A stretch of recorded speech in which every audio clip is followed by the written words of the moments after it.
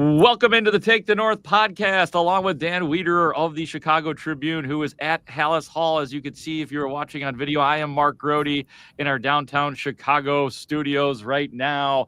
Dan, what's going on out there on a Monday, my brother? Yeah, not a lot going on out here on a Monday, unfortunately. They had a closed walkthrough today, and we'll get into some of what they did after the closed walkthrough in a little bit. But really just kind of resetting after the Family Fest practice at Soldier Field on Sunday. You mentioned my backdrop. I've been watching for a couple of weeks now as folks from ESPN and the NFL Network have come in and made this such a pretty looking location. I'm like, I gotta get the podcast over to that spot and make it look a little good. Yeah, it looks good. You always find the sweet spots. So, yeah, Dan out at Halas Haugh. I will tell you that I was out at the Family Fest on Sunday, and as you've seen the reports, probably about 23 to 25,000 people out at Soldier watching the Bears practice.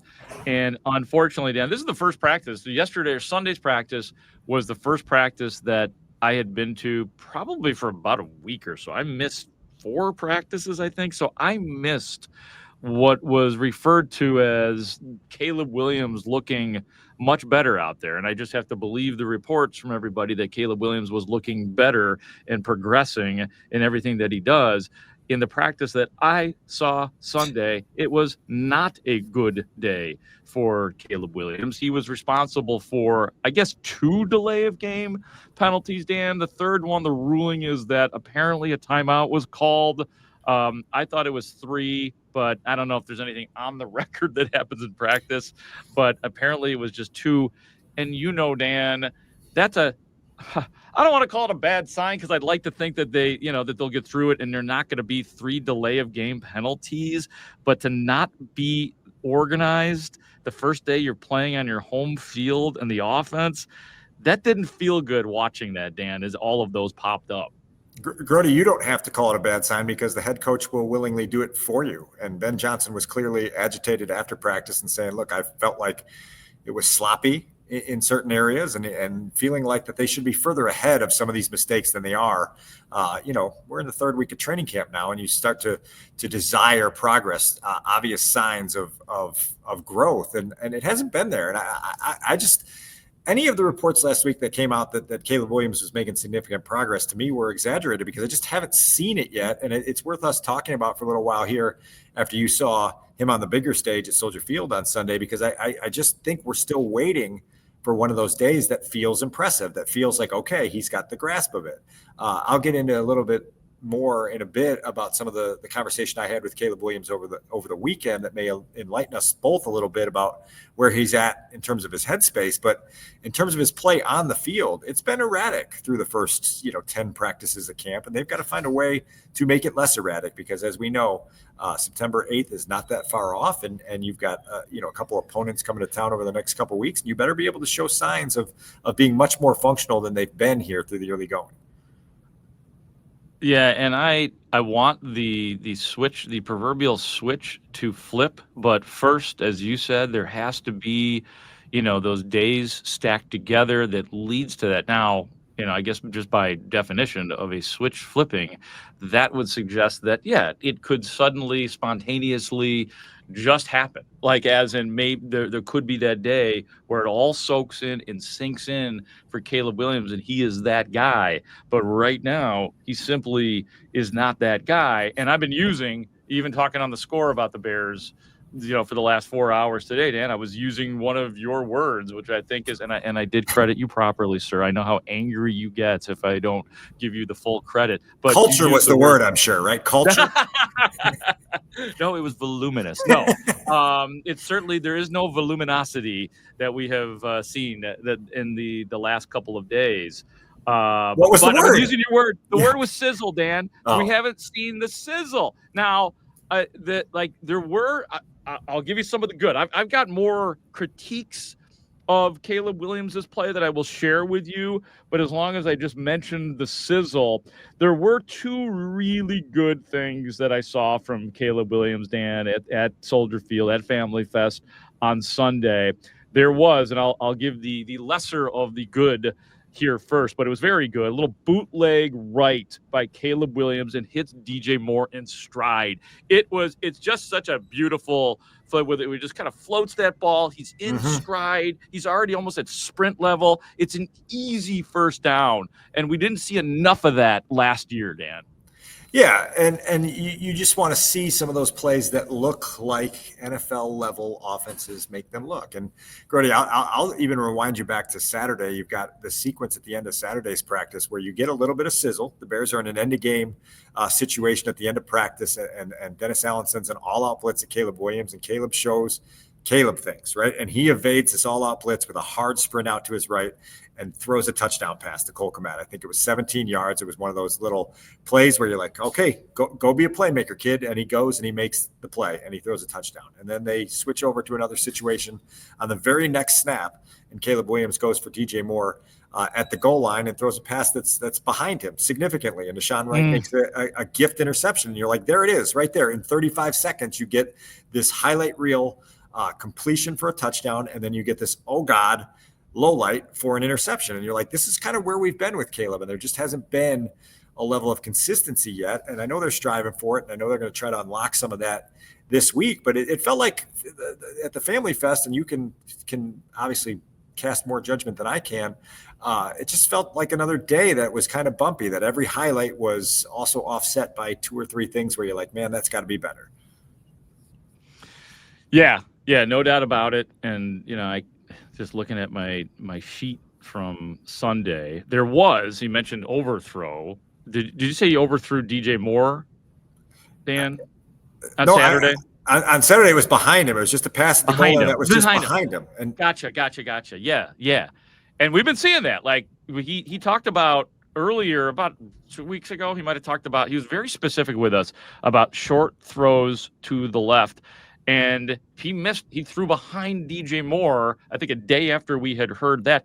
There has been an issue, like if we're being like critical, like very specifically of how Caleb Williams misses, and this goes back to last year, overthrows, which is better than an underthrow because that would have led to more interceptions. But this has been an issue. I just with my eyes, like if there is a way that he incompletes, it seems to be that or wrong side. He did have an overthrow to DJ Moore on Sunday that was blatant, because if it had been, put with some touch, it's a huge gain for DJ Moore. He did have one also batted down, and we saw that, I thought, too many times last year as well. And then just, the other thing I wrote down, and I think that we've kind of made the point here, just too many incompletions on the whole. Even if we're seeing the sizzle occasionally, there have been too many just too many incompletions. And I do want to get this out too, because I know we're kind of just all over the place here, bouncing back and forth between the good and the bad.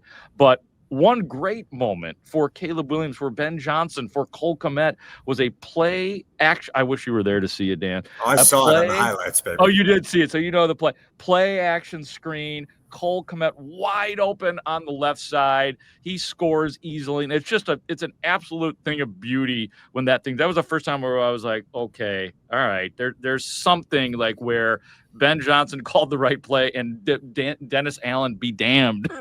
There's no question. That. Yeah. Like I watched that 2 or 3 times because I was just trying to get a little bit more involved in the design of it and how Cole came so free on that play, because that is a play that doesn't ask a ton from your quarterback. The star of the play is the play, right? And the design of it gets your tight end coming across while all the direction is going the opposite direction. And all of you got to do is make a pitch and catch out there with a tight end out there and a lead blocker, and then he just walks it into the end zone. And those are the types of moments that will, I think, help Caleb realize that he's got help around him, right? Like his play caller is going to give him advantageous situations like 6 to 10 times a game. His weapons are going to give him advantageous situations 6 to 10 times a game. And all of a sudden it's like, okay, so now we only need you, at the end of half, at the end of the game, to be super special. The rest of the time, let's go back to what all these coaches say is like, be the point guard, distribute, let these other guys do the work. And then when we really need you to be the guy that wins the games, go win the games. Yep. And hey, that kind of was the way. I obviously don't know what the score would have been in this scenario at Soldier Field, Bears against Bears, but it was sort of like a lot of the games last year where there was a lot of head scratching things early in the practice. And at the end, a nice, quick I don't know if you saw this one on video, but that slant to Colston Loveland, it was albeit 2-minute drill, but it was pretty sharp. And then there were some nice plays on another drive to Olamide Zaccheaus, who, you and I low key have been thinking he's going to be a pretty big part of what goes on. So again, there it was. It's almost like, of course, and we complimented Caleb Williams last year on that ability to make big plays when they count. But guess what was really a huge effect too, was not having representative quarters sometimes for the first 3 quarters, as much as that fourth quarter means the most, obviously. Yeah. And there's a lot to being efficient as a quarterback the whole way through a game, and then understanding how to be you when your moment comes for you. And that's what Caleb Williams is going to have to do. It's going to be fun to watch this evolve. Again, I think later this week when the Dolphins come to town, we'll get a new opponent to watch him against, and a new test for Caleb to take, for the offense to take, and we'll get a little bit better feeling for where things go. I think on Tuesday we're going to hear from Ben Johnson. I wouldn't be surprised if he tells us that Caleb's not going to play Sunday at Soldier Field in the preseason game. It feels like they're designing everything right now to be joint practice focused, and so I'm sure Ben will answer this here in the coming days about how much preseason game action that Caleb needs, but it doesn't feel like it's going to be a whole heck of a lot, and that they're going to use these next 2 Fridays to really kind of season him for what's coming in the regular season. Well, that's interesting because, we haven't talked a lot about Tyson Bagent, but he's had a good camp. I would say that that's probably a pretty good adjective to attach to the way he's played. And another big play yesterday, Sunday at Soldier Field, to that guy, J.P. Richardson. I still don't think there's any way J.P. Richardson is on this Bears roster, but he has certainly been, Dan, one of those guys who I think that we'll at least remember for his work in camp.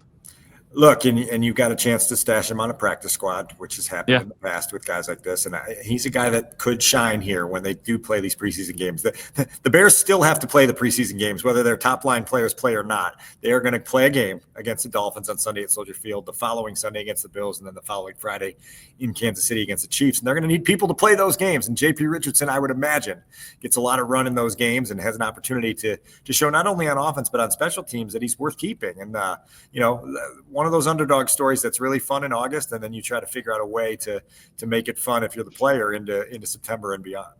Dan, I don't think that Ben Johnson has actually said yet that his second string quarterback this year is Tyson Bagent. I don't know that he's done like the not informal depth chart, but it does feel like now, whereas earlier in the season, there's a little bit of like, maybe he likes to get.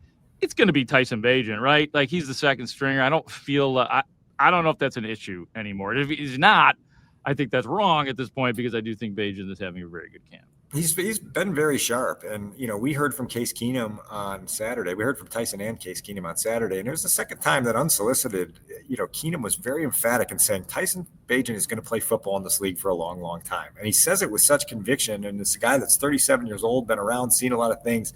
He believes in the secret sauce that Tyson's bringing to the table.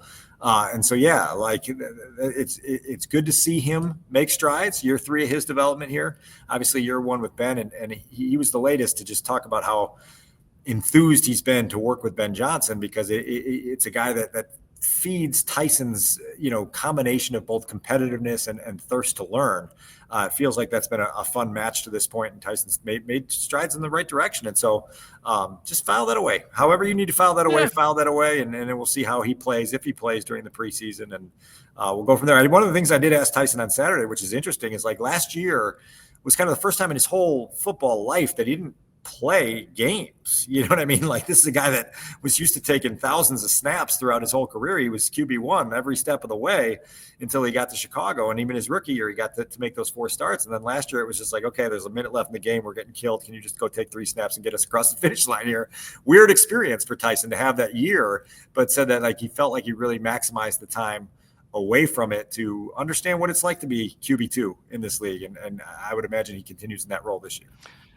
Yeah, and look, I believe that Tyson Bagent knows exactly what he's doing as a quarterback. I think he is as prepared as anybody. I think he understands exactly what is supposed to happen on the field. What I want to see from Tyson Bagent, if you're right, and I'm sure you are, Dan, that they will put value into the joint practice as opposed to the actual game, and we'll see a lot of Tyson Bagent. Is there more zip?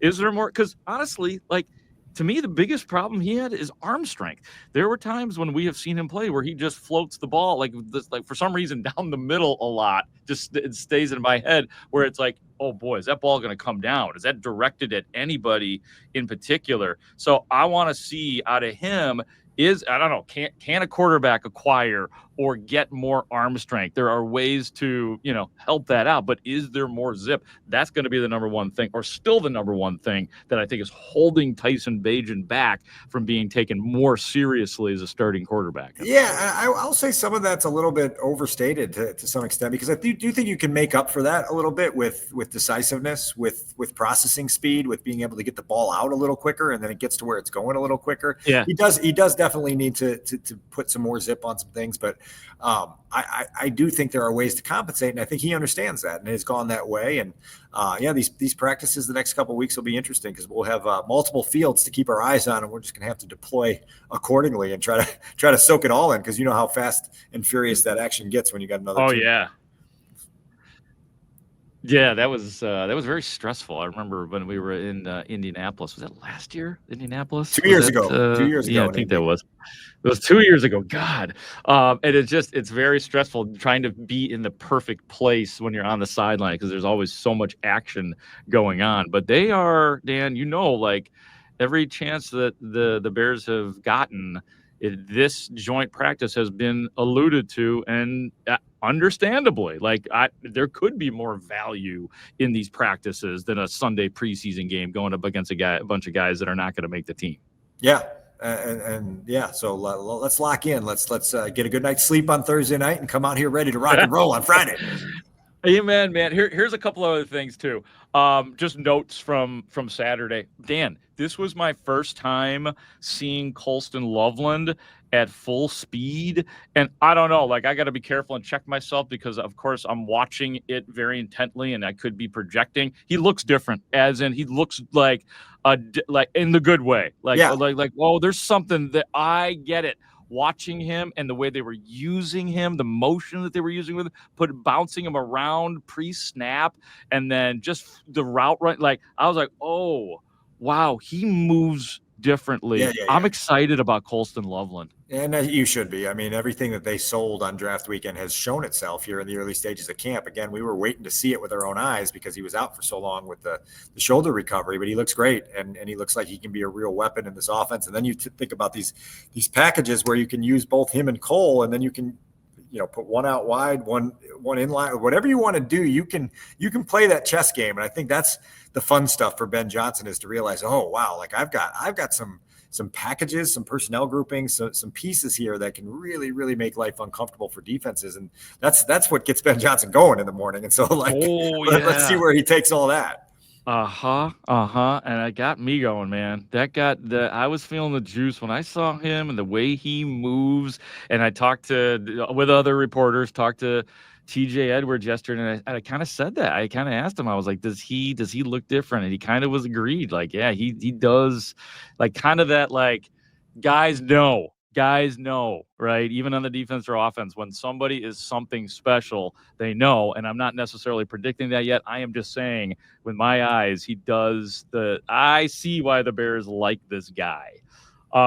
Couple things defensively. Tremaine Edmonds kind of stood out on Sunday for his coverage of Colston Loveland in a couple of cases. And then that guy, Dan, he is forcing us to talk about him more. Nahshon Wright had another good day yesterday, had a couple of PBUs during the day, legitimate plays. So it's interesting what's going on in that secondary with what appears to be a competition, at the very least, somebody to fill in for Jalen Johnson, who we don't know if he's going to be ready for week one, although he was spotted on the sideline at Soldier Field on Sunday. He was. Okay, that's news to me, because so yes. Was there anything that he was using to help him get around? Walking boot, scooter, rascal. Rascal. I gotta be honest with you. It was our friend Courtney Cronin who spotted him and sent something out. So I did not see the man with my own eyes, but I'm going to go ahead and trust her because she's typically pretty trustworthy on that. But I guess that's nice to know. And being that they were at Soldier Field and the team did stay at the hotel, so it would make sense that Jalen Johnson was there. And then I'm sure they immediately packed him back away into Soldier Field doing whatever rehab he's doing. Yeah, on the Rascal. On the Rascal. What? Yeah, we'll see where that goes. But I think to your previous point, Nahshon Wright has certainly not ceded any ground. Like the guy comes out every day and sort of handles himself very, very productively, and so you're like, okay, I understand what Al Harris likes about him, what Dennis Allen likes about him, what Ben Johnson likes about him, and then he'll be tested, if needed.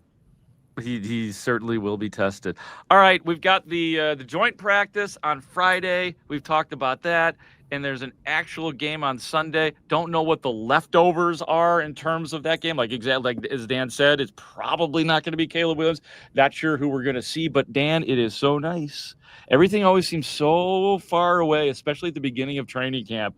We are in game week, and I think it's time to act accordingly. It's time for us to focus on this week. It's going to be a good week, no question about it. I think you're going to. Those who are fans of Austin Reed want to probably set their calendars for Sunday, and Friday in the next 3 weeks. I think Austin Reed will get a lot of time out on these preseason game fields.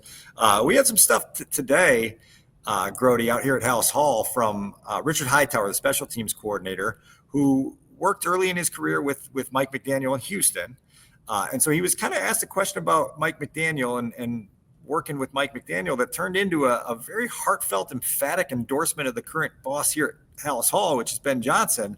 And so there's some audio here from Richard Hightower that's worth listening to, because I think the special teams coordinator gave his latest little praise of the head coach, and it's on a long list of praise in the Ben Johnson brochure. Here's a little bit with Richard Hightower from today.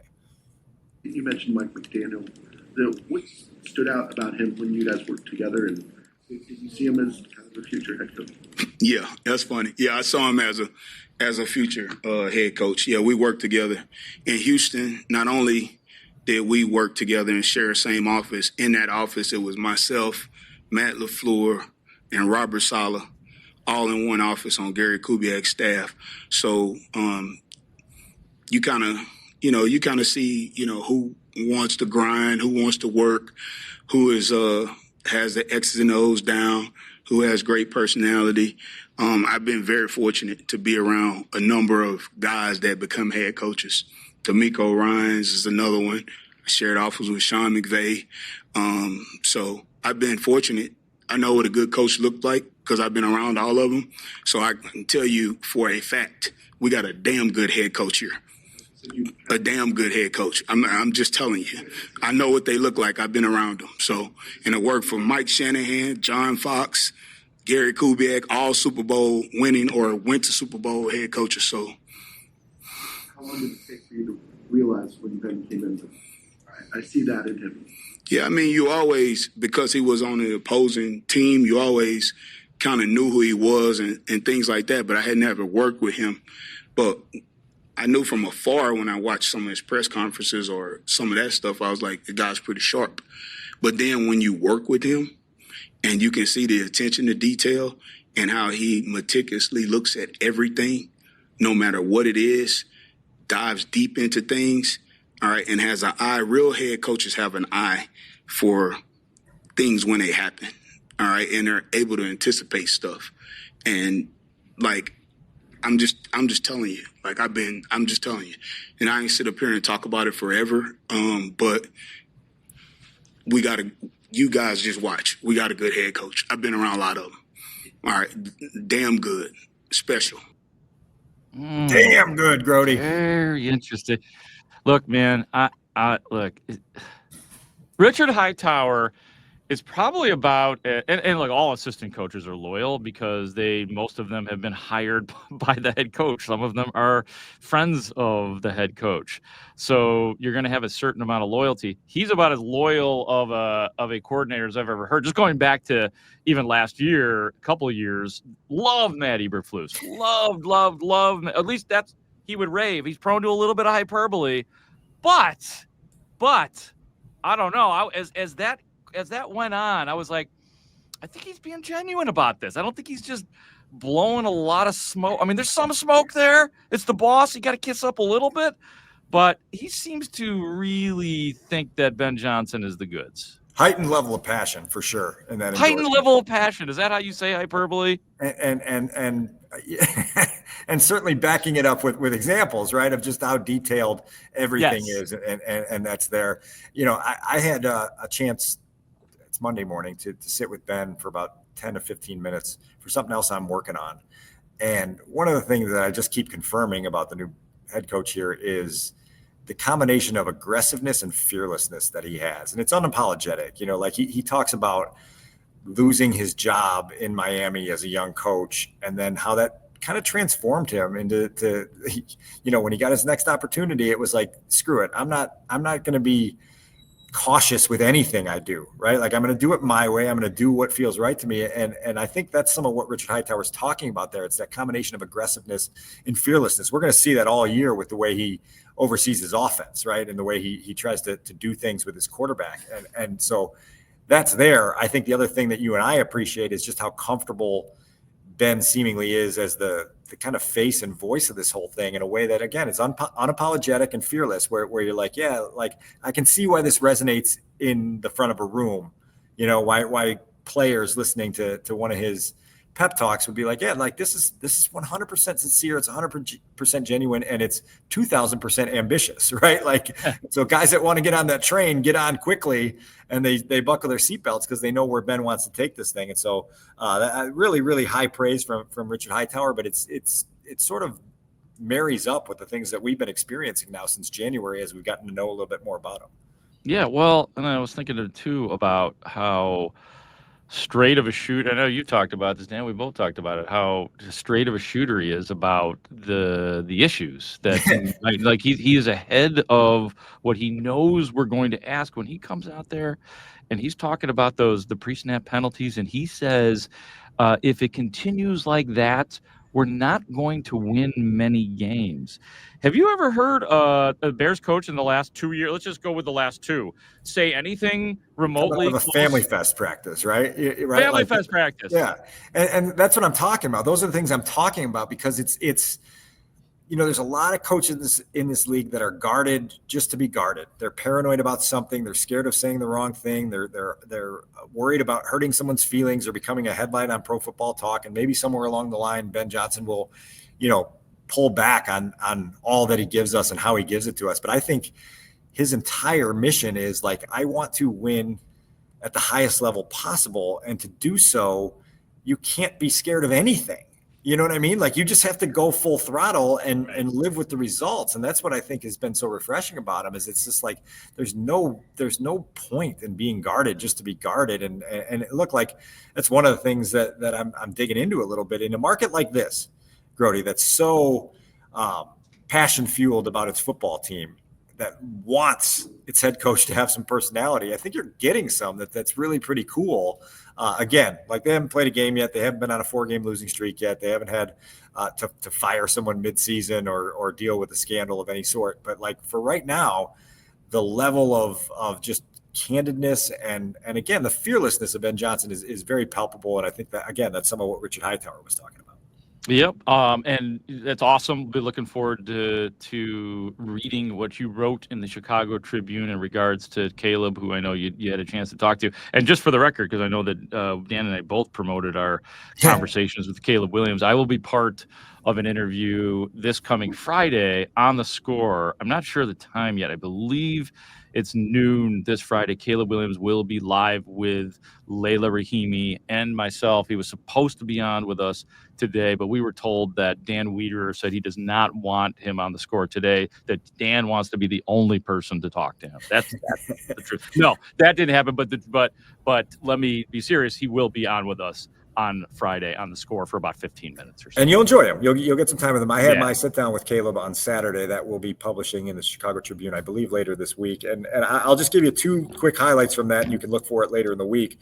Look, like, Caleb talked about the challenge of being process driven over results driven right now. That marries up to something we were talking about earlier in this episode, is just like, sometimes you're going to have plays that don't function right, and it's going to look really ugly. But right now, they're trying to get him to understand that what's most important is the process. From the time you get in the huddle and take the play call to the time that the play is over, there's a lot of little steps that go along with that. And so don't worry about the end result of a play. Worry about how clean all of those steps from the play call to the end of the play are. And Caleb said, look, like that is rough. It is hard, because ultimately this is a results-based business. And in due time, a month from now, everything I do will be judged based on the result. But for right now, I've got to stay wedded to this coaching point of let's just be very, very focused on the process. And if we can get the process clean and sharp, then the results will come in September, October, and November. But it's a challenge for Caleb right now to get himself in that headspace. No doubt, and Dan and I will continue to track it. I'd like to bring Adam Studzinski onto the show here right now, because I'd like to ask both of you guys a question here. I am going out to dinner tonight, and the person with whom I am dining is giving me 3 choices of places that we can go, and he's left it up to me. So I would like to ask you guys what you think I chose, plus what restaurant you guys would choose in these 3 choices that I've been given for my Monday dinner. Wait, before you go on, give me the scope of this dinner so we know what we're aiming for. There's different aiming points. Like what do you mean when you say scope? Is this casual? It's the ball. I'm going out with the boss. I'm not gonna lie to you guys. All right. Is this like a casual, just, hey, we're gonna go out to dinner, or is this like I think so. I've not been told any specifics. I've just been told that, hey, let's find the time to get together. It was a couple of weeks ago, and we finally landed on this day. We're doing the senior citizens dinner, because we're going 4:30 somewhere. 4:30. And he didn't say bring your key card and your laptop with you, right? It's a late lunch. And you Grote, you were not asked to bring your key card and your laptop with you, were you? No, I wasn't. That's what I was talking to Layla Marshall. I'm like, what do you think he wants to talk about? Sorry, I'm a little scarred from recent development. Yeah. Do you have any recent developments you'd like to? No. share? Go ahead with your 3 choices. Okay. I'm sorry. Sorry. So here are the 3 choices. I shall read them all in no particular order. It is Shaw's Crab House, Erie Cafe, which is a classic Chicago steakhouse, or something I've never heard of this place necessarily. It's in River North. It's called Bruno's Ristorante, which would mean is Italian. So those are the 3: Shaw's, Erie Cafe, or Bruno's Ristorante. My guess is based on your enthusiasm there that you chose Bruno's Ristorante. That is. Well, I do not. I would probably choose Shaw's. I don't know what the Erie Cafe is, so I have no idea what we're looking at there. But I would choose Shaw's, and I would guess that you chose Bruno's for the great garlic. Studs? I also am going to guess that you chose the Bruno spot. I personally would go with the steakhouse, because that's always, if you give me a list, I'm going to go with the steakhouse. But all right, guys, the answer is not Bruno's Ristorante. It is not. Because I just had Italian last night. I had another dinner. I am really fattening up here. So, yeah. So, nope, it's not Bruno's. And it's not Shaw's Crab House. So that leaves. So you went Ernie's. The reason I'm going to Erie Cafe, I've never been there. I've been to Shaw's. Neither have I. I guess I've never been to Bruno's, but I had the Italian last night. But I have heard, and this is one of our coworkers, Ron Coomer.